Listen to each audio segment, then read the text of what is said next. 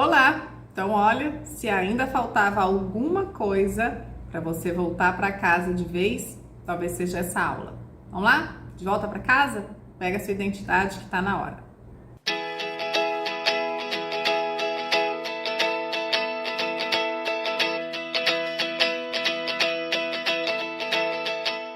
Então, um dos assuntos mais complexos das mulheres é com relação ao corpo. E quando eu falo vamos de volta para casa, eu estou falando exatamente dessa nossa primeira casa, a casa que a gente mora 24 horas por dia. Seu corpo é sua casa. Voltar para casa também significa estar em paz com isso que te conduz, com seu estojo sagrado. Então, o nosso corpo, ele utiliza da própria carne, especialmente das questões da parte mais profunda do que a gente tem internamente, visceral, dos órgãos internos, para armazenar todas as nossas experiências mais profundas. O corpo não é só algo que me permite movimentar, que me permite algum prazer. Não, o corpo é muito mais do que isso, é o registro vivo da vida transmitida a você e é o registro vivo de todas as suas histórias. As nossas memórias ficam alojadas no corpo. Qualquer parte do corpo que seja tocada, que seja pressionada, pode jorrar uma recordação. E é importante a gente entender isso. Então, hoje o nosso assunto também é sobre memórias e sobre como que o corpo está conectado a essas memórias ou as memórias conectadas a esse corpo. Então, as memórias são alojadas no nosso corpo. Quanto mais profunda foi uma experiência, mais profundamente ela vai estar alojada em mim, em alguma parte visceral. Daí vem as reações estomacais, intestinais, relacionadas a emoções mais profundas, a situações mais intensas. Então vamos lá, as memórias se alojam em nós em forma de imagens e em forma de sensações. E como é que esse passado, como é que essa memória influencia minha vida agora? Bom, influencia na forma como você se relaciona com as pessoas, influencia no modo como você compreende a vida, influencia no seu comportamento, influencia no seu modo de perceber o mundo ao seu redor, ou seja, meu bem, em tudo, é isso mesmo, nós somos bolas de memórias e é importante entender o que é isso. Eu vou falar para vocês sobre alguns mitos com relação à memória que nos confundem e nos deixa ser conduzidos em situações de uma forma errada, de uma forma que não nos leva para onde a gente quer. Então hoje eu quero falar sobre dois mitos relacionados à memória. E o mito número 1 é de que a memória é como se fosse um arquivo mental, como se fosse algo onde eu simplesmente me conecto com o dia do nascimento do meu filho e eu acesso, abro a gaveta certa e eu tenho ali todo o registro com relação àquela experiência. E isso é um mito. Nossa memória não é exatamente um arquivo. Ela é montada e ela é construída através de associações. Ou seja, se em algum momento, vamos supor que no dia do parto do meu filho estava tocando alguma música e aquela música está associada àquela experiência, ou seja, quando aquela música toca, eu acesso essa memória e eu posso sentir uma emoção. Às vezes o que está associado é um cheiro, uma cor. Quantas vezes talvez você tenha sentido algum aroma que te leva para algum lugar, mas você não sabe exatamente aonde, você não tem exatamente qual é a lembrança, que cheiro é esse? E a gente tenta lembrar qual foi aquela associação, mas ela não é exata. Então a sua experiência, uma informação com uma emoção, ela vai gerar um aprendizado, ela vai gerar uma memória que vai estar associada a um som, a uma música, a um aroma, a uma cor, a um gesto ou um rosto. A gente não tem como abarcar exatamente o que aquela memória vai ficar associada. E podem ser associações múltiplas, inclusive. Então, o que nos leva a acessar uma memória não necessariamente é simplesmente pensar numa coisa e abrir uma gaveta. Essas memórias podem ser acessadas por um toque físico. Qualquer parte do corpo pode jorrar alguma recordação, lembrem-se disso. Pode ser um tipo de toque, uma temperatura, um vento, qualquer coisa relacionada mesmo eu abarcando ou não, consciente ou inconscientemente, qualquer coisa relacionada a um evento marcante na minha vida pode gerar uma memória. Então, é a forma como um evento passado me influencia através de uma associação. O segundo mito relacionado às memórias, que é importante que você entenda, é o de que as memórias são como fotocopiadoras, ou seja, são arquivos exatos sobre aquela determinada experiência. E uma vez que uma memória ela é construída através de uma associação, eu preciso te dizer que não é uma reprodução exata do evento passado. É um perigo eu achar que essa memória é tão fidedigna assim, porque na medida em que o tempo passa, as associações vão se reagrupando. Então, quando eu recupero uma memória, eu ativo um conjunto neural parecido com aquele conjunto inicial, porém jamais idêntico. Então, uma vez dito isso, mais tudo que eu já disse sobre construção de novos hábitos, sobre reforçar novos pensamentos, é importante a gente entender que todas as nossas crenças aprendidas, todos os nossos limitadores, eles são acessados através de memórias. Nós somos imensas bolas de memórias, que por sua vez são associações que podem ser confusas, que não são reais, que não são fidedignas. Em situações extremas, as pessoas podem ter lembranças altamente, como se fossem altamente reais, de cenas que jamais ocorreram na vida delas. O nosso cérebro ele é capaz de gerar essas imagens, de criar essas imagens. Então é importante eu duvidar dessas memórias e criar as memórias que eu vou querer ter daqui a 5 anos. Então daqui a 3 anos, quando eu olhar para quem eu sou hoje, do que eu quero me lembrar, do que eu quero me recordar. Então, quanto mais intensamente você trabalha nisso agora, mais estruturada você estará com a sua imensa bola de memórias daqui a 3 anos, daqui a 5 anos. Então, você olha para o passado, lembrando que pode duvidar de seja lá o que for de lembrança que você tenha, você edita essa lembrança da forma que você precisa, você extrai do passado aquilo que é útil para você, você recorda do passado seu momento de força, ao invés de se conectar com aqueles momentos onde as coisas não funcionaram da forma que você queria, e assim você cria novas conexões. Você vai gerando novas memórias que sim vão construir essa mulher que você quer ser. Então, nós mulheres, especialmente latino-americanas, temos como um grande valor ou algo que é de extrema necessidade de sobrevivência, a beleza física, por exemplo. E o que eu preciso que vocês entendam é que reduzir um corpo simplesmente a uma imagem nada mais é do que uma das piores coisas que as mulheres poderiam pensar em fazer. Então, limitar a beleza e o corpo a qualquer coisa inferior a essa magnificência que eu estou dizendo para vocês é forçar um corpo a viver sem substrato que ele precisa. E isso é forçar sua própria alma, seu próprio espírito também a viver sem todos os nutrientes que ele precisa. Então, o corpo ele precisa estar em equilíbrio porque o corpo carrega a sua história, seu corpo carrega suas memórias. E isso, as nossas memórias são o melhor definidor das nossas vidas. Aquilo que eu carrego, a minha coleção de memórias, né, de eventos, de experiências, de emoções, tudo isso está impresso no meu sistema nervoso e é com isso que eu vou comunicar quando eu quiser fazer qualquer tipo de transformação. Plantar a dúvida sobre qualquer lembrança dolorosa que vocês tenham. Plantar a dúvida sobre qualquer lembrança que te enfraqueça, que te roube energia. Reveja, revisite esse lugar, reconte essa história, busque palavras novas. Construa agora a memória que você quer ter daqui a pouco. Então, para ajudar um pouquinho nisso, eu vou contar para vocês uma história que se chama Pele de Foca, Pele de Alma. Houve um tempo que passou para sempre e que irá logo estar de volta, em que um dia corre atrás do outro de céus brancos, neve branca e todos os minúsculos pontinhos escuros ao longe são pessoas, cães ou ursos. Nesse lugar nada viceja gratuitamente. Os ventos são fortes, as pessoas se acostumaram a trazer consigo seus parques, mamileques, botas, já de propósito.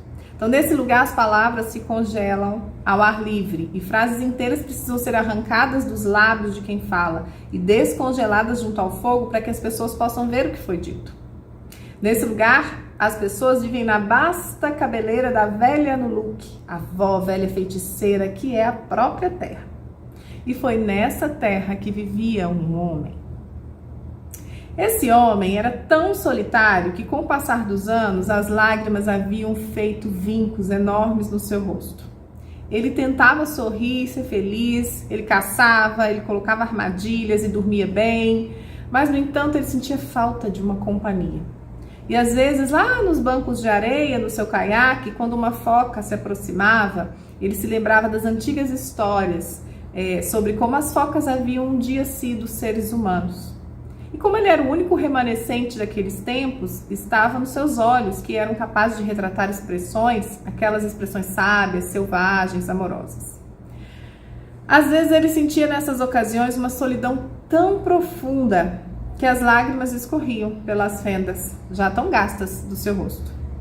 Uma noite ele caçou, e até depois de escurecer, mas sem conseguir nada. E quando a lua subiu no céu e as banquisas de gelo começaram a reluzir, ele chegou a uma enorme rocha malhada no mar e seu olhar aguçado pareceu distinguir movimentos extremamente graciosos naquela velha rocha. Ele remou lentamente, com os remos bem fundos, para se aproximar, e lá no alto da rocha, imponente, dançava um pequeno grupo de mulheres, nuas, como no primeiro dia em que se deitaram sobre o ventre da mãe. Bom, ele era um homem solitário, sem nenhum amigo humano, a não ser a lembrança. E ele ficou ali olhando. E as mulheres pareciam serem seres feitos de leite da lua. Pele cintilava com gotículas prateadas como as do salmão na primavera. Seus pés e mãos eram longos e graciosos. Elas eram tão lindas que o homem ficou sentado ali atordoado no barco. E a água batia nele, levando cada vez mais para junto da rocha. E ele ouvia o riso magnífico daquelas mulheres. Pelo menos elas pareciam rir. Ou seria a água que ria às margens da rocha? O homem estava confuso, por se sentir tão deslumbrado. E, entretanto, ele se dispersou da solidão, que pesava o peito. E com o couro molhado, quase sem pensar, como se fosse o seu destino, ele saltou para a rocha e roubou uma das peles de foca que estavam jogadas ali. Ele se escondeu por trás de uma saliência rochosa, ocultou a pele de foca dentro do seu barco. E logo uma das mulheres gritou numa voz que era a mais linda que ele já ouvira, como baleias chamando na madrugada, ou não, talvez fosse mais parecida com lobinhos recém-nascidos caindo aos tombos na primavera. Bom, o que as mulheres estavam fazendo agora? Ora, elas estavam vestindo suas peles de foca. E uma a uma as mulheres focas deslizavam para o mar, gritando e ganindo de felicidade. Com exceção de uma. A mais alta delas procurava por toda a parte a sua pele de foca, mas não encontrava em lugar nenhum. Então o homem se sentiu estimulado pelo que ele não sabia. Ele saiu de trás da rocha e, dirigindo um apelo a ela, ele disse: mulher, case-se comigo, eu sou um homem, sou sozinho. E ela respondeu: eu não posso me casar porque sou de outra natureza, eu pertenço aos que vivem lá embaixo. Ele: case-se comigo, em 7 verões eu prometo te devolver sua pele de foca. E você poderá ficar ou ir embora da maneira que preferir. A jovem mulher foca ficou olhando muito tempo o rosto do homem com olhos que, se não fossem suas origens verdadeiras, pareciam humanos. Bom, irei com você, ela disse meio relutante, e dentro de 7 verões tomaremos a decisão. E assim, com o tempo, tiveram um filho, a quem deram o nome de Uruk. A criança era ágil e gorda, e no inverno a mãe contava a Uruk histórias de seres que viviam no fundo do mar, enquanto o pai esculpia um urso em uma pedra branca com uma faca. Na medida em que o tempo foi passando, a sua pele começou a ressecar. A princípio ela escamou e depois passou a rachar. As peles da pálpebra começaram a descascar, o cabelo da cabeça começou a cair no chão, ela se tornou branca, pálida, suas formas arredondadas também começaram a definhar. Ela procurava esconder seu caminhar claudicante, desengonçado. E a cada dia seus olhos, sem que ela quisesse, iam ficando mais opacos. Ela passou a estender a mão para tatear porque sua vista estava começando a ficar escurecida. E as coisas iam dessa forma até uma noite em que o menino, Oruque, despertou ouvindo gritos e se sentou assustado nas cobertas de pele. Ele ouviu um rugido de urso, que era o seu pai repreendendo a mãe. Ouviu também um grito como o da prata que ressoou como uma pedra, que era o grito da mãe.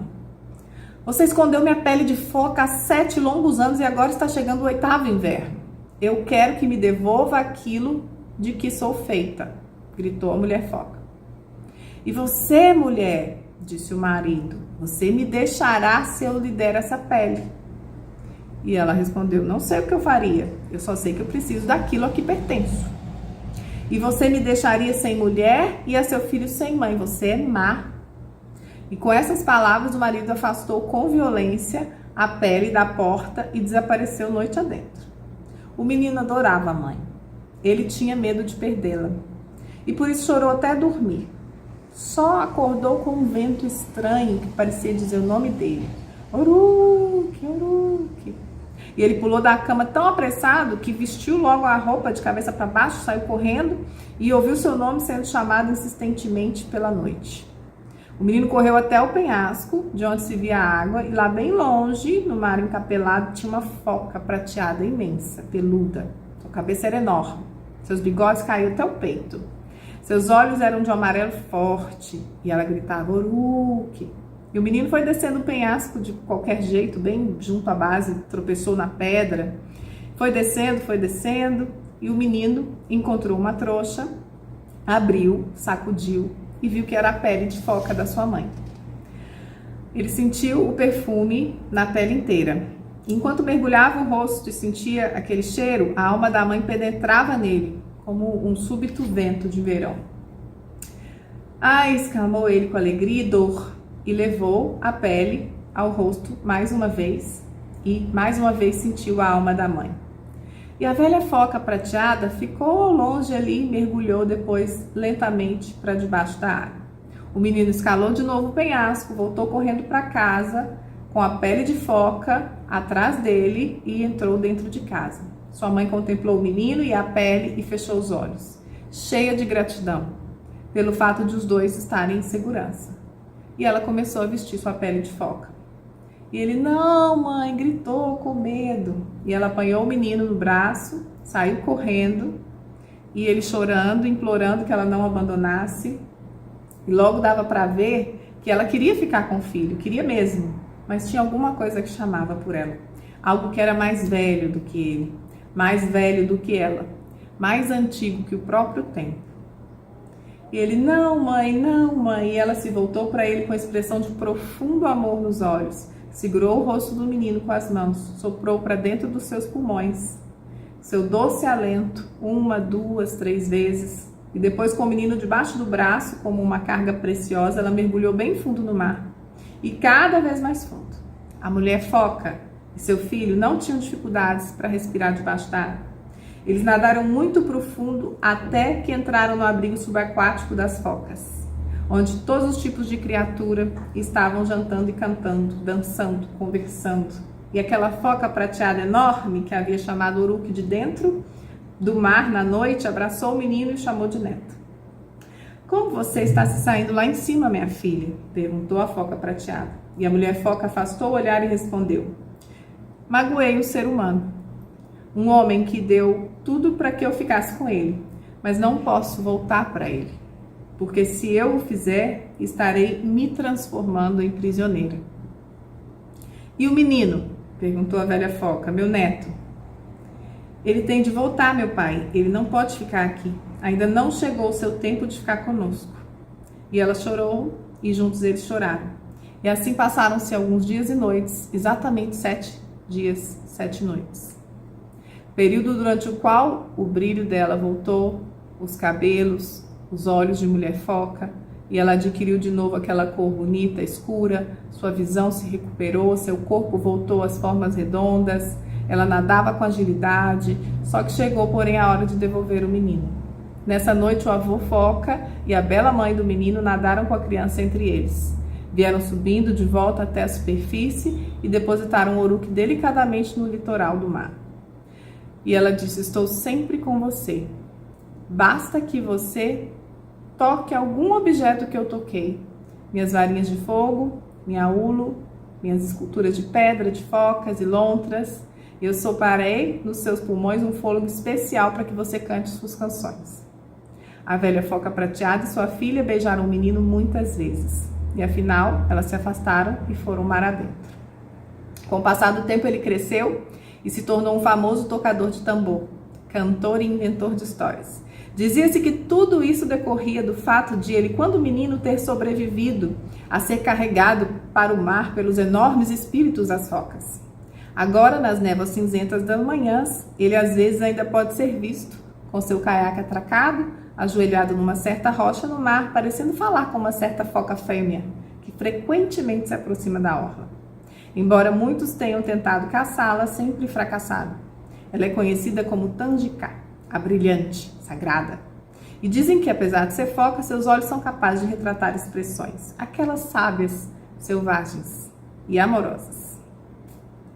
A foca é um dos mais belos de todos os símbolos da alma selvagem. Toda mulher afastada de si mesma, afastada dos seus desejos de alma, em algum momento resseca, definha, amargura e cansa. E geralmente essas mulheres fazem isso quando negociam situações onde ela não presta atenção em qual é o custo que ela vai ter naquela relação, naquele negócio, naquele trabalho, naquela vida que ela vai levar. Então, no caso dessa história, é um relacionamento amoroso, onde ela abre mão de tudo dela por uma chantagem, digamos assim, em que ela não se dá conta do preço que ela vai ter que pagar. Ela passa 7 anos definhando até que ela recupera a sua força e vai, de novo, revitalizar-se. Isso também tem um custo, obviamente. Ela paga o custo de ter que se afastar do filho. Porém, se ela não se afasta, ela se faz prisioneira. Então, às vezes, nós precisamos prestar atenção ao que nós estamos fazendo e qual o custo disso para nós. Porque nem sempre vale a pena pagar aquele preço em função de ego, de perfeccionismo, de exigência. E muitas vezes nós somos cobradas por essa ideia de perfeição, esse ideal da mulher perfeita, da mãe perfeita, da mulher que dá conta de tudo, que é o esteio do lar, que é a estrutura da família. Se a mulher vai bem, tudo vai bem. Se a mulher está equilibrada emocionalmente, os filhos estão equilibrados emocionalmente, a gente começa a exigir de nós mesmas essa perfeição e perdemos o viço. E aí eu vou falar do perfeccionismo. Existem 2 tipos de perfeccionismo. Um que é negativo, que é esse egóico, que me faz ir além do meu limite, além da minha capacidade, que me põe absolutamente exausta, incapaz, onde a gente se martiriza quando não dá conta, onde a gente exige chegar até o final com aquela ambição cega de dar conta de tudo que disseram para nós que a gente tinha que dar. E a gente segue acreditando nisso sem reflexão. Esse perfeccionismo, ele é negativo, ele é pesado. Ele faz com que a gente comece a ficar insatisfeito com a cultura, com a família, com a comunidade, com o mundo, com a vida. Esse é o perfeccionismo que faz a gente amargurar. Agora, existe um tipo de perfeccionismo que é positivo, que é onde você se coloca em movimento e exige de você o máximo para fazer bem feito, para fazer algo um pouco melhor do que o de costume, para aprimorar uma habilidade. Esse sim é um perfeccionismo que te conduz a algum lugar.